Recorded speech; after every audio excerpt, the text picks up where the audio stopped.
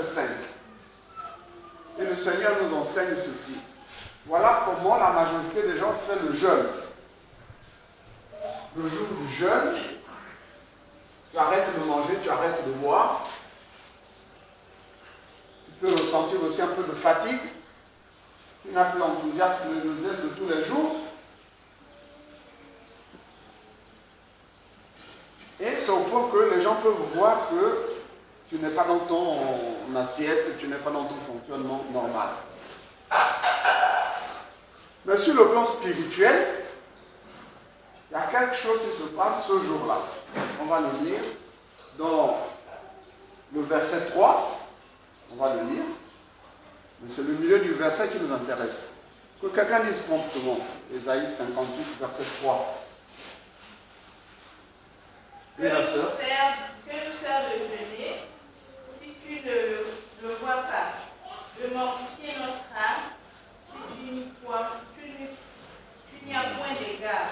Donc, ceux qui ont jeûné plusieurs fois, quand le serviteur de Dieu, quand on prend un jeûne, là, je viens la dernière fois, mais ça ne change pas trop. Ça ne change pas dans ma vie, je ne vois pas de changement. Donc, il y a un murmure qui est dans ton cœur. Parce qu'on a décrété un moment de jeûne. Il y a un murmure. Et ce murmure, c'est comme l'inutilité du jeûne. D'une manière ou d'une autre, une pensée naît dans ce sens-là. Oui, ensuite. Voici, le jour de votre jeûne, vous vous livrez à vos consciences. On va d'abord s'arrêter là. Ceux qui gaspillent votre jeûne, ceux qui font que le jeûne là ne change rien dans ta vie, c'est que le jour du jeûne, tu te livres à tes penchants. Concrètement, ça veut dire que le corps a arrêté de manger, de boire. L'âme a obligé le corps à arrêter de manger et à arrêter de boire. Ça s'appelle le jeûne. Mais ça s'appelle aussi la grève de la faim. Le résultat est le même, l'attitude est la même. Et le Seigneur ajoute, mais toi l'âme, tu as empêché le corps de manger et de boire. Mais toi tu es toujours en train d'agir comme tu agis tous les jours. Tu te livres à tes penchants, c'est-à-dire du côté où penchent tes pensées, tu penches aussi de ce côté-là, toi l'âme. Tu as empêché le corps de manger, tu as empêché le corps de boire, tu as bien fait, mais toi-même, tu fais ce que tu fais tous les jours. Quand l'occasion de s'énerver arrive, tu ne la rates pas. Quand l'occasion de critiquer arrive, tu ne la rates pas. Quand l'occasion de penser du mal de quelqu'un arrive, tu ne te préoccupes pas, tu accueilles cela et tu agis cela selon cette pensée. C'est ça, se livrer à son penchant. Parce que les gens pensent que le penchant, c'est ce que tu aimes manger, ce que tu aimes boire. Non. Le penchant, c'est ce vers quoi penche ton cœur tous les jours. Toutes les pensées qui visitent ton cœur, tu les accueilles comme tes pensées et tu les accomplis. Continue la lecture. Et vous traitez dignement tous vos mercenaires. Voici, vous jeûnez pour discuter et vous querellez. Voilà. Donc le jour de votre jeûne, une querelle éclate, une discussion. C'est pas seulement que ça éclate devant toi. Ça éclate dans ton cœur d'abord, avant que ça n'éclate au grand jour. Ça éclate d'abord dans ton cœur. La critique éclate dans ton cœur. La colère éclate dans ton cœur. Je vais vous donner un exemple pour que vous compreniez bien. Si vous voyez un chien en train de passer, vous l'insultez, il va s'énerver, il va venir vous mordre. Il va continuer son chemin, non? Il vous ignore. N'est-ce pas? Mais si un homme passe et que vous l'insultez, il va vous laisser tranquille, il va réagir. Ça veut dire que quelque chose s'est déclenché dans son cœur et il va obéir à ce quelque chose-là et venir vous rendre l'appareil. C'est pas ça? Voilà ce qui se passe. Mais un chien, vous pouvez l'insulter du matin jusqu'au soir, il va vous regarder. Ça veut dire qu'il ne se sent pas concerné. Mais faites-vous insulter seulement d'un seul mot. La marmite va se mettre instantanément à bouillir dedans de votre cœur. Voilà vos penchants, c'est ça. Il te manque quelque chose, le souci Nous demandait que ça et il se manifeste. Et tu accueilles ça. Voilà ton penchant. Ton parent est en train de t'insulter, tu ne peux pas supporter là. Voilà ton penchant. C'est ça que le Seigneur te dit. Enlève ça. C'est ça qui te pollue la vie. Ce n'est pas ton parent qui te pollue la vie, c'est toi-même qui as accepté de te polluer la vie. Parce que tu accueilles la méchanceté qui est dans le corps de l'autre, tu acceptes ça, rentre dans ton corps et ça s'installe et ça gaspille chez toi. La vie qui est gaspillée, c'est la tienne, c'est pas celle de celui qui t'a insulté. Les soucis sont dans ton corps, pas dans celui qui t'a insulté. Hein? C'est pas ça.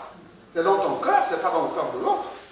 Maintenant, tu as le choix de garder ça dans ton cœur, tu te pourris la vie, soit tu as la possibilité de jeter cela dehors et tu retrouves ton sourire.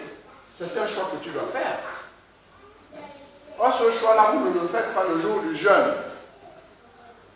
Le jeûne est fait pour faire ce choix-là. Ce jour-là ne doit pas être comme les autres jours. Quelque chose de néfaste arrive devant toi, tu ne dois pas réagir comme tu réagis habituellement. C'est un jour d'apprentissage, c'est un jour d'école. Pour que le cœur apprenne à gérer l'état de péché. Point numéro 2, la haine du péché. C'est ce jour-là que vous apprenez à haïr le péché. C'est ce jour-là. C'est un jour d'apprentissage. C'est un jour d'apprentissage.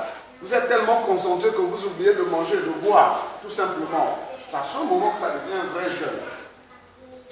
Verset 6. Verset 6. Voici le jeûne auquel je prends plaisir. Voilà ce que vous devez faire. Oui. Détache les chaînes de la méchanceté. Quand la méchanceté commence à arriver dans ton cœur là, pas la méchanceté passée là. Parce que vous, quand on dit, bon, j'humilie, d'abord, ça veut dire quoi humilier là en fait?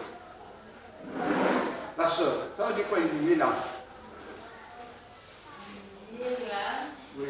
C'est s'agenouiller devant le Seigneur, reconnaître c'est tout. Voilà, c'est la réponse de tout le monde. Et si vous humiliez votre âme de cette manière-là, ça ne marche pas. Voilà pourquoi votre vie ne bouge pas. Parce que vous ne savez même pas ce que veut dire humilier l'âme. Vous ne savez même pas. Et si vous ne savez pas ce que veut dire humilier l'âme, comment vous allez humilier l'âme? Il faut d'abord savoir ce que ça veut dire. Comment humilie-t-on l'âme? Ésaïe 58, verset 6. Ésaïe 58, verset 6. Ésaïe 58, verset 6. Lis-le-nous. Voici le jeûne auquel je prends plaisir. Détache les chaînes de la méchanceté. Détache les chaînes de la méchanceté. Si tu vois une moindre petite pensée de méchanceté naître dans ton cœur, enlève ça, jette ça au loin. C'est ça, humilier l'âme. C'est ça. Est-ce que vous comprenez? Vous pensez qu'humilier l'âme, c'est te présenter devant Dieu, Seigneur, je suis pécheur, pardonne-moi ce que je fais. Zéro, aucune efficacité. Rien n'est pardonné. Pourquoi? Parce que ce jour-là, tu te livres toujours à tes penchants. Le péché vient frapper à ta porte, tu ouvres la porte et tu l'accueilles. En quoi tu as humilié l'âme? Ce n'est pas parce que tu as dit, Seigneur, je suis pécheur, pardonne-moi, je ne veux plus pécher. Oui, mais est-ce que tu ne vas plus pécher pour de vrai? Pourquoi tu vas pécher? Parce que tu n'as pas appris à identifier le péché et à le haïr. Et comment on haït le péché? En rejetant la pensée qui naît dans ton cœur, en rejetant la disposition de cœur qui vient dans ton corps et en remplaçant ça par la parole de Dieu. Est-ce que vous comprenez? C'est cela humilier son âme. C'est cela humilier son âme. C'est développer au-dedans de toi la vigilance qui fait que quand le mal arrive, tu le repousses tout de suite. Le mal arrive, tu le repousses tout de suite. Le mal arrive, tu le repousses tout de suite. Tu le reconnais clairement et tu le chasses de ton cœur. C'est ça humilier l'âme. Continue. Dénoue les liens de la servitude. Renvoie libre les opprimés et que l'on rende toute espèce de joug. Voilà. Le joug là, c'est quoi? Le joug, c'est quoi? C'est le lien entre le diable et toi. C'est ce lien-là que le diable et les démons actionnent pour pouvoir te pousser à agir et à réagir. C'est ça le joug. Il faut le rompre. Le lien qu'il y a entre le péché et toi, il faut le rompre. Le lien qu'il y a entre les démons et toi, il faut le rompre. L'unique lien entre le démon et l'homme, entre Satan et l'homme, s'appelle le péché. Et comment le péché se manifeste en toi? À travers les pensées qui naissent en toi. C'est là que tu reconnais que ça c'est le péché. Je le repousse, je le déteste, je le haïs. Est-ce que vous comprenez? C'est ce que vous ne faites pas. À partir de là, tu unies ton âme, tu reconnais facilement. Ah Seigneur, donc je suis pécheur. C'est quand tu commences à voir le péché se manifester en toi, tu cours. Mais avant, j'aurais accueilli cette pensée-là et je serais déjà en train de réagir. Donc là, tu le reconnais pécheur. Parce que tu sais ce que tu faisais avant. Mais vous péchez, c'est se souvenir de ce que du mal que tu avais fait par le passé. Mais quand le même mal va se présenter, tu vas l'accueillir. Est-ce que vous comprenez? Si vous ne faites pas ça, vous n'avez pas encore réellement humilié votre âme.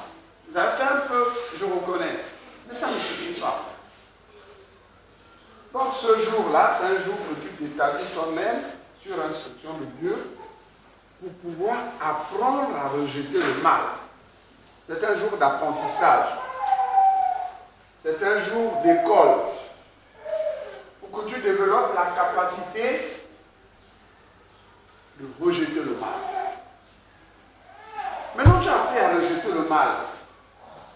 Tu as appris à le repousser. Que dois-tu faire maintenant? Tu sais maintenant, ah ça c'est le mal, je le repousse. Maintenant, après, tu fais quoi? Quelle est la suite des opérations? Verset 7. La nouvelle nature que tu dois maintenant apprendre. Première chose, tu as appris à identifier le mal et à le repousser. Deuxièmement, tu fais quoi? Tu remplaces cette attitude d'acceptation du mal, tu remplaces ça par quoi? Tu opposes quoi à ça? L'envie de critiquer l'autre vient de se pointer devant toi. La colère contre l'autre vient de pointer devant toi. Tu fais comment? Tu fais stop, ça net. Je ne veux pas de ça. Mais tu remplaces ça par quoi? Verset 7.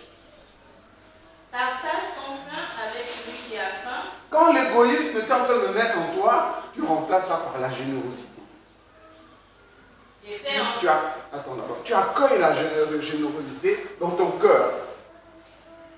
Parce que le Seigneur est en train de te présenter la générosité pour remplacer l'égoïsme. Oui? Et fais entrer dans ta maison les malheureux sans asile. Là où tu étais sectaire, là où tu avais de la haine pour l'autre, là où tu disais, moi je suis fort, j'aime pas les bilotes. Nous les Camerounais, on est comme ceci, les Gabonais sont comme cela. Là où tu disais, les Congolais sont comme ceci, nous les Gabonais, on est mieux. Tu reconnais que ça, c'est le diable qui avait semé ça en toi pour te diviser avec ton prochain. Je n'ose même pas dire avec ton frère. C'est le diable qui avait semé ça en toi. Tu rejettes cela. Dis, ah merci Seigneur, tous les hommes sont tous pécheurs. Je suis pécheur au même titre que le Congolais, le Sénégalais, le Tchadien, le Français et ces méchants Américains. Voilà. Ils ne sont pas plus méchants que toi. Si tu avais été à leur place, tu aurais agi pareil. C'est tout. Ils ne sont pas plus méchants que toi. Tous les hommes agissent pareil. Ceux qui sont en position de force, ils écrasent les autres. C'est ce que Jésus-Christ est venu contredire. Que si quelqu'un veut t'enlever ta paire de chaussures, donne-lui aussi même le pantalon. Si quelqu'un est venu t'enlever la montre, de force, donne-lui aussi tes lunettes. Il est venu contrebalancer les pratiques humaines. Donc les autres ne sont pas plus méchants que toi, mais c'est le Saint-Esprit qui, au-dedans de toi, te révèle ça maintenant, et tu dois maintenant accueillir ça. Quand tu as vu la mauvaise pensée arriver, tu la repousses, tu la remplaces par une pensée spirituelle. que te révèle la parole de Dieu. Oui? Si tu vois un homme nu, couvre-le et ne te détourne pas de ton semblable. Voilà. Si tu vois un homme nu, couvre-le. Mais tu le couvres comment? Spirituellement. Tu vois ce malheureux qui passe, dans ton cœur, tu le couvres avec une prière. Tu intercèdes pour lui. Tu le couvres avec une prière. Quelqu'un qui t'insulte tous les jours, il te présente sa nudité, il te présente son défaut, mais toi couvre-le. Seigneur, pardonne cet homme-là, donne-lui de te connaître. Car lui aussi il a besoin d'être sauvé au même titre.